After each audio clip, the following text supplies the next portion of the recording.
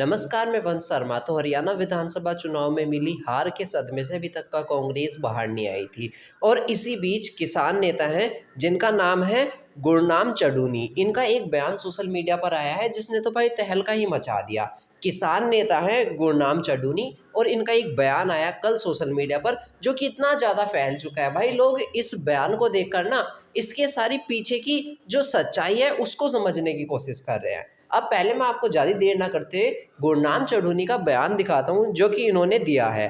दरअसल गुरनाम चढ़ूनी कहते हैं कि हमने कांग्रेस के पक्ष में माहौल बनाया, लेकिन भूपेंद्र हुड्डा की गलतियों से हरियाणा में कांग्रेस सरकार नहीं बनी। तो ऐसा गुरनाम चढ़ूनी ने बयान दिया कि हमने कांग्रेस के पक्ष में माहौल बनाया, और गुरनाम चढ़ूनी एक किसान नेता है। इस प्रकार इन्होंने बयान दिया है। हालांकि हम इसके बारे में कोई पुष्टि नहीं करते हैं, पर लेकिन गुरनाम चढ़ूनी ने बिल्कुल ऐसा ही बयान दिया है। आगे गुरनाम चढ़ूनी कुछ इस प्रकार कहना चाहते हैं कि कांग्रेस के पक्ष में माहौल बनाया, लेकिन भूपेंद्र हुड्डा की गलतियों से कांग्रेस सरकार नहीं बनी। चढ़ूनी ने कहा कि भूपेंद्र हुड्डा बुद्धिहीन है। उन्होंने कहा कि मुझे टिकट नहीं दिया तो किसी दूसरे दो किसान नेताओं को दे देते।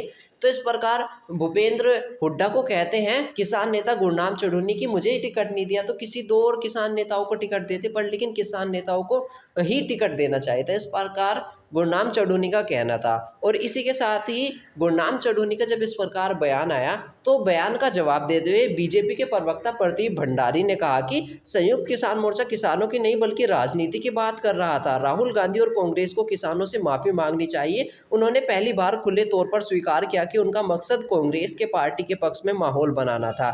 यह बहुत चिंता की बात है कि कांग्रेस संयुक्त किसान मोर्चा को फ्रंट की तरह इस्तेमाल करना चाहती थी। इस प्रकार प्रदीप भंडारी जी का जवाब आया, जो कि बीजेपी के प्रवक्ता है। हालांकि गुरनाम चढ़ूनी का जो ये बयान आया तब से ही लेकर सोशल मीडिया पर इसने एक तरीके से तहलका मचा दिया।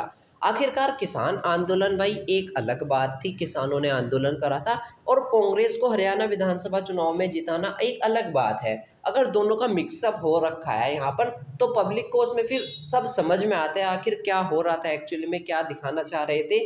हालांकि मैं फिर बताता हूँ, मैं इस पर कुछ बयान नहीं देता, पर लेकिन गुरनाम चढ़ूनी ने जो बोला है उस पर सभी बीजेपी के नेता जो है उखरू कर बोलने की कोशिश कर रहे हैं कि गुरनाम चढ़ूनी जी ने जो शब्द बोले कि हमने कांग्रेस के पक्ष में माहौल बनाया था।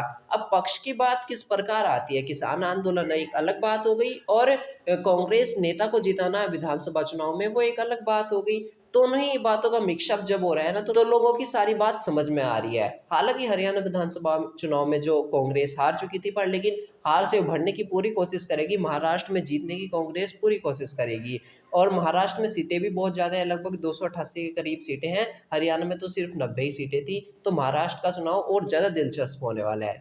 चुनाव को एक मजे के तौर पर देखा जाए ना कि कौन जीतेगा, तो और ज़्यादा इंटरेस्ट आता है। हालांकि आपको क्या लगता है कि महाराष्ट्र में कांग्रेस कैसा प्रदर्शन करेगी? और गुरनाम चढ़ूनी जी का जो बयान है, इस बयान के बारे में भी आप कहना चाहेंगे क्या? अपनी राय हमारे साथ कमेंट के माध्यम से शेयर करें, और वीडियो को लाइक करके चैनल को भी सब्सक्राइब जरूर कर दीजिए।